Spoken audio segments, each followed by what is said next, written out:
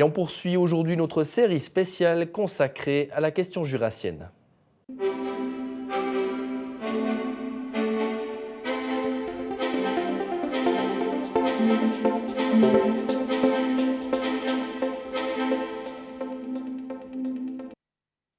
Hier, nous sommes allés à la rencontre de Claude-Jean Renaud, professeur à l'université de Neuchâtel. Il est l'auteur d'une étude portant sur l'avenir économique d'un éventuel canton à 6 districts.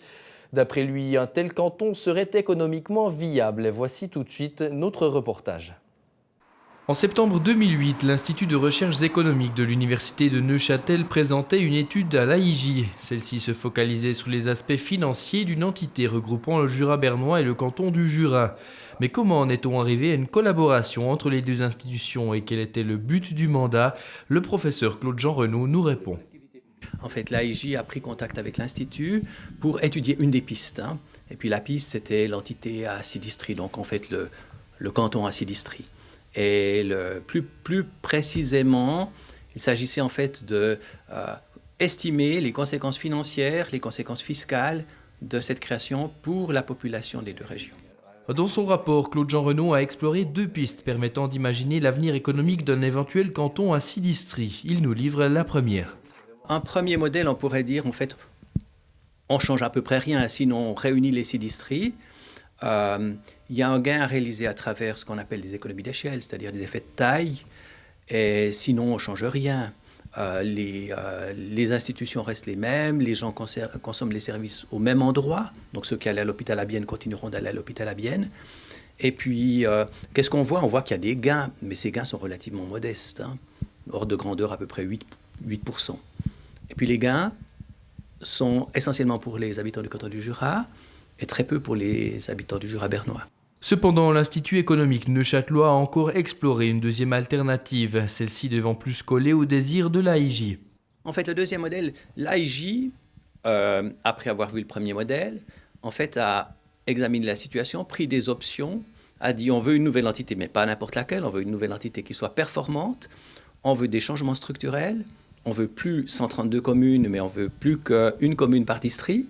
Donc ça implique en fait une autre répartition des tâches entre l'État et les communes. Et puis ils nous ont demandé, en fait, maintenant, établissez un nouveau budget sur cette base. Alors c'était un peu compliqué parce que c'est quelque chose qui n'a jamais été fait. Donc on s'est posé des questions. Et puis finalement, on a décidé de travailler avec des modèles. De prendre en Suisse des cantons plus ou moins comparables, qui ont de bonnes performances, et puis d'utiliser ces cantons pour établir le budget. Justement, concernant les finances, une partie gagne-t-elle plus qu'une autre dans l'étude proposée par l'IREN? Dans le nouveau modèle, le canton du Jura gagnerait à peu près, en ordre de grandeur, 100 millions. Et le Jura bernois gagnerait nettement moins, à peu près 25 millions. Et une partie de ce gain vient du fait qu'on a un nouveau système de péréquation financière, ça s'appelle RPT. C'est l'argent qui vient de la Confédération et des autres cantons. Et puis le Jura bernois, il a des caractéristiques très favorables pour ce nouveau système, notamment sa topographie, et puis le fait qu'il ait des ressources relativement faibles.